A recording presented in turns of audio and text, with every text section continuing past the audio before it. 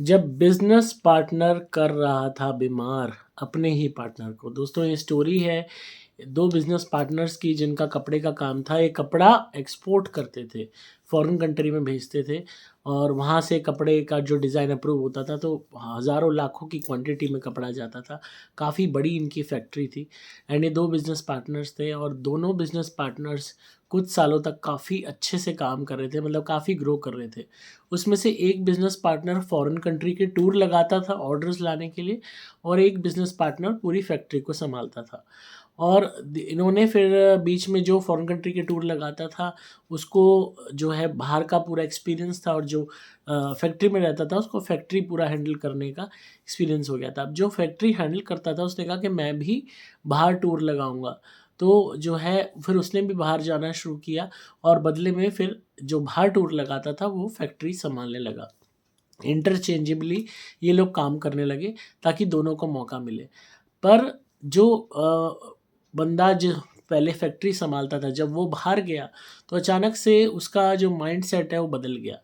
उसने अलग होने का फ़ैसला किया, उसने सोचा कि भई जो है मैं ये जो बाहर के क्लाइंट्स हैं, जो इसने बना रखे हैं, अब ये मेरे क्लाइंट होने चाहिए, मैं ही इनसे डील करूँगा। तो उसने कह दिया कि अब तुम जो बाहर जाते थे, तुम बाहर नहीं जाओगे, मैं ही जाऊँगा यूएस, लंदन वग़ैरह ऑर्डर्स लाने, तुम फैक्ट्री सँभालो। उसने कहा मैं इतने सालों से बाहर जा रहा हूँ और तुम फैक्ट्री सँभाल रहे हो।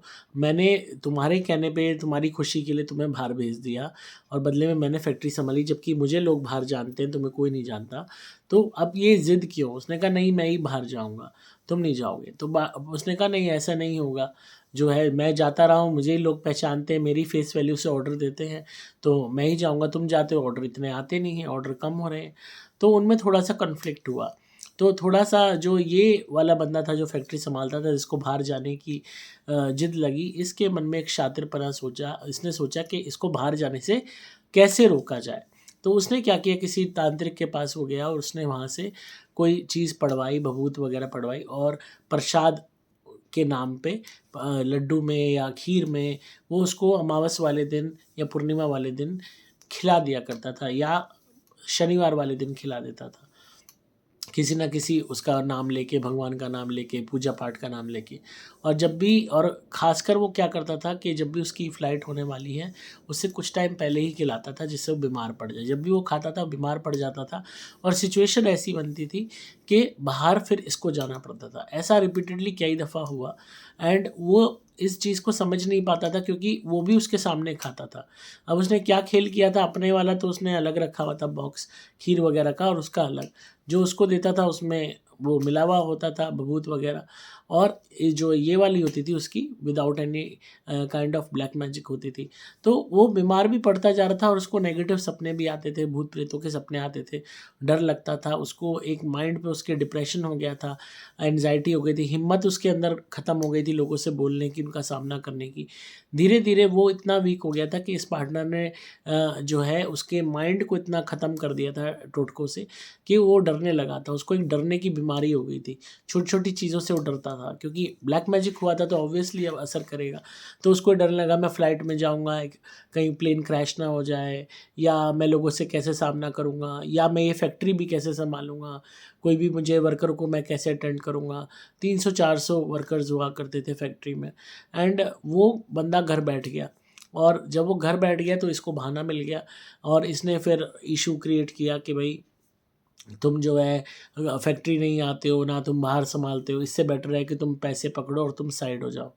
तो जब उसने ऐसा कहा तो उसको इंसान को डाउट हुआ क्रिएट एंड कि भई कुछ ना कुछ गड़बड़ है एंड इसने कैसे भी कर करा के उसको साइड करने की पूरी तैयारी कर ली। फिर इस बंदे ने ये जगह-जगह मेडिकली दिखाता रहा, कोई भी इलाज जो है नहीं कारगर हुआ क्योंकि रिपोर्ट्स नॉर्मल आती थी।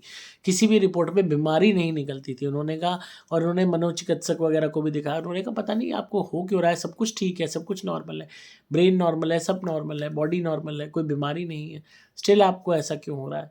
तो फिर इन्होंने एक आध लोगों को दिखाया, उसके बाद ही हमारे संपर्क में आए। तो इनको जब हमने ध्यान के माध्यम से देखा तो पता लगा कि खीर के माध्यम से और प्रसाद के माध्यम से इनको ब्लैक मैजिक किया गया है, इनके पार्टनर द्वारा ही किया गया है। तो और यहाँ तक कि वो क्या करता था, जब वो जैसे बीमार था अपने घर पे, जब अगर वो रुक जाता था तो वो वहाँ पे भी प्रसाद लेके पहुँच जाता था कि ये ले भगवान का प्रसाद है, तू ठीक हो जाएगा। और उस पे ब्लेम भी करता रहता था भाई कि तुम फैक्ट्री पे ध्यान नहीं दे रहे हो, तुम ऐसे बीमार रहोगे तो कैसे चलेगा। मतलब वो उसको एक कन्फ्यूजन क्रिएट कर रहा था, झगड़ा भी कर रहा था कि तुम संभाल नहीं रहे, साइड हो जाओ, पैसे पकड़ो, और साथ में उसको केयर भी दिखा रहा था ताकि उसको शक ना हो। और केयर के नाम पे अगेन वही पढ़े हुए जो खीर वगैरह खिला रहा था, जो वो उस तांत्रिक से पढ़वा के ला रहा था, जिससे उसका डर बढ़े, उसके अंदर भय उत्पन्न हो। परिवार वाले भी परेशान थे, पता नहीं क्या हो गया। तो फिर हमने सबसे पहले उससे कहा कि आप जो भी ये प्रसाद लाता है वो खाना बंद करो, और अपने और उनके घर में धुनी करानी शुरू करी, उसके उतारे कराने शुरू करे। उतारे होते ही जो उसका डर था वो ख़त्म हो गया। जब हमने सबसे पहले उसके नारियल के उतारे कराए, वो ये समझ लो महीने, 2 महीने, 3 महीने अपने घर पे ही रहा। एंड रेगुलरली नारियल के हम उसके 3 नारियल के उतारे रोज़ कराते थे हमने, क्योंकि उसकी सिचुएशन बहुत ख़राब थी। तो हम 1 नारियल का उतारा सुबह कराते थे, 1 दोपहर को और 1 रात को। तो हमारे क्रिया वाले नारियल काफ़ी ज़्यादा जाते थे उसके यहाँ। रोज़ हम नारियल के उतारे उसके कराते थे। उससे ये फ़ायदा हुआ कि उसका डर ख़त्म हो गया, जो डर उन टोटकों के द्वारा उसके अंदर उत्पन्न हो गया था। तो उसने फैक्ट्री जाना शुरू कर दिया और फैक्ट्री सँभालनी शुरू कर दी। तो इसको ये बहाना नहीं मिला पार्टनर को ये कहने का कि भई तू फैक्ट्री भी नहीं सँभाल रहा है। तो फैक्ट्री सँभालनी शुरू कर दी, लोगों को देखना शुरू कर दिया। तो फिर इसको ये हुआ, अरे! अचानक से ये कैसे ठीक हो गया? तो ये प्रसाद फिर लाया, और इस बारी इसने क्या चालाकी की कि ये सेब लाया, और उस सेब को दे लगा कि तेरे लिए सेब लाए हो, हेल्थ के लिए अच्छा, काट के दे लगा। अब सेब सेब में बंदा क्या वो करेगा?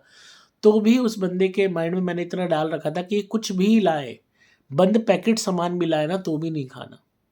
बंद पैकेट सामान में अक्सर हमें शक नहीं जाता, बिस्किट का पैकेट है, चॉकलेट है, केक का पैकेट है, चिप्स का पैकेट है, कि बंद पैकेट है, इसमें क्या होगा? पर बंद पैकेट को भी पढ़वाया जा सकता है, उस पे भी तांत्रिक क्रिया की जा सकती है, इस बात को ध्यान रखना।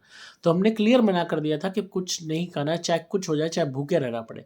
अपने घर से खा के आओ, या अपने बाहर जाके खाओ, या अपना टिफ़िन लाओ, पर वो नहीं खाना।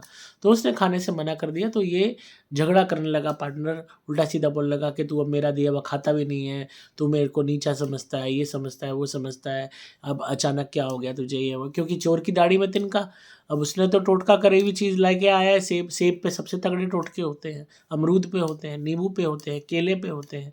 तो उसने सोचा और सेब सबसे प्रोमिनेंट माना जाता है टोटकों के लिए, मतलब सबसे असरदार। तो उसने नहीं लिया। तो जो है नहीं लिया, तो फिर उसने भी ये बात उठाई कि फॉरेन कंट्री के टूर मैं दोबारा लगाना शुरू करूँगा, जैसे मैं पहले लगाया करता था, और मेरे जितने भी वहाँ क्लाइंट्स हैं वो मुझे बुला रहे हैं। तो फिर उसके बाद फाइनली इस पार्टनर ने अपना रंग दिखा दिया कि नहीं, अलग हो जाते हैं, मैं जो है ये मेरे मेरे क्लाइंट हैं, तेरे नहीं हैं। उनका खूब झगड़ा हुआ आपस में, एंड उनका फिर उसके बाद लीगल डिस्प्यूट आपस में हुआ, करा के वो अलग हो गए।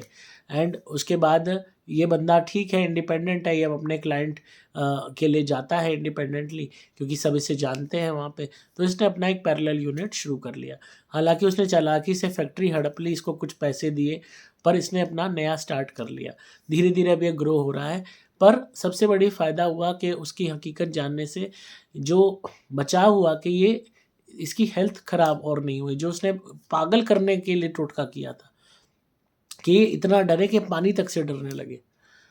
और वो वाक़ई में स्टेज धीरे-धीरे आ जाती है अगर वक़्त पे इलाज नहीं होता, क्योंकि उसने फ्लाइट से डरना शुरू कर दिया, लोगों का सामना करने से डरना शुरू कर दिया, लोगों को सामना नहीं कर पाता था, बातचीत कर नहीं कर पाता था। जो बंदा फर्राटे से इंग्लिश बोलता था, वो हिंदी तक नहीं बोल पा रहा था, इतना मतलब उसके अंदर भय पैदा कर दिया था। डरावने भूत-प्रेतों के सपने आते थे। तो वो सारी चीज़ें ठीक हो गई, जो पागलपन हो रहा था, and he is normal, he is working independently. And वो आज भी फ़ोन करता है तो थैंक्स कहने के लिए फ़ोन करता है हमें, और धुनी अभी भी मँगाता रहता है, और बीच-बीच में नारियल उसी पार्टनर के नाम पे करता रहता है कि भई उसकी जो भी नज़र हाय है, जो भी टोक है, वो हट जाए। और उस पार्टनर के ये समझ लो कि जो है दिन इतने ख़राब हो गए, चाहे उसने फैक्ट्री हड़प ली, सब हुआ है, पर जो क्लाइंट्स बाहर के थे उन्होंने उसके साथ काम करने से मना कर दिया कि हम तो उसी बंदे को ट्रस्ट करते हैं जो पहले आया करता था, और हम उसी को ऑर्डर देंगे। अब ये दोबारा उसके चिपट रहा है कि भई मेरे को दोबारा हम जो है एक हो जाते हैं, और जो भी मिसअंडरस्टैंडिंग थी दूर हो कर लें। तो इनका फ़ोन आया कि भई वो माफ़ी माँग रहा है, रो रहा है, ये है, वो है। मैंने कहा बिल्कुल भी इमोशनल उसमें मत पड़ना, बिल्कुल भी ट्रस्ट मत करना। और बिल्कुल भी दोबारा पार्टनरशिप नहीं करनी। अलग रहो, अलग काम करो, कम कमा लो, कम खा लो, पर ऐसे गंदे आदमी से साथ मत रहो जो तुम्हें पागल तक करने के पीछे बावला हो गया, जो टोटका कर रहा है तुम्हें पागल करने का। तो लोग आज बहुत गंदे हैं, लालच के वशीभूत होके कुछ भी कर देते हैं। इसलिए और खाने का माध्यम भोजन ऐसा आसान माध्यम है जिसके द्वारा टोटकों को अंजाम दिया जाता है। इसलिए लालच मत करो, हमारी आत्मा एक्चुअली भोजन के पीछे पागल हो जाती है। खासकर मीठा है या कोई हमारी पसंद की चीज़ है और हम ना नहीं कर पाते, खासकर सामने वाला प्रेशराइज़ कर रहा है। हिम्मत करो, अपने अंदर दृढ़ निश्चय करो, सीधा मना करो, जी मेरा फास्ट है या मैं खा के आया हूँ, जी मैं नहीं ले पाऊँगा। और अपना पानी अपने साथ कैरी करो, दूसरे का पानी मत पियो। पानी तक को पढ़ा जा सकता है, उस पे तक तंत्र किया जा सकता है। तो खासकर जहाँ आपको डाउट हो थोड़ा-सा भी, मैं नहीं कह रहा कि सारे लोग ऐसे हैं कि आप बिल्कुल ही खाना-पीना बंद कर दो। आप खाओ-पियो, पर जहाँ आपको किसी बंदे पे डाउट है, उस पे खाने-पीने के मामले में ट्रस्ट मत करो। अपना बचाव करके चलो और जितना बचाव करोगे उतना इन चीज़ों से बचे रहोगे। ये चीज़ें बहुत खतरनाक होती हैं, ज़िंदगी बर्बाद कर देती हैं। आप डोलते रह जाओगे दुनिया जहान में, इलाज नहीं मिलेगा आसानी से। इसलिए बेटर लेट देन नेवर, सजग हो जाओ, प्रिकॉशन कर लो ताकि क्योर की ज़रूरत ही ना पड़े। तो आई होप आपको आज की ये रियल लाइफ स्टोरी पसंद आई होगी और आप इस बात पे गौर करेंगे, और अगर आपका भी ऐसा कोई रिलेटेड इशू है तो आप मुझसे कंसल्टेशन पे फ़ोन पे बात कर सकते हैं। सीधा धुनी मंगा के अपने घर की शुद्धि शुरू कर सकते हैं, उसको जलाना है और घर की शुद्धि होनी शुरू हो जाएगी।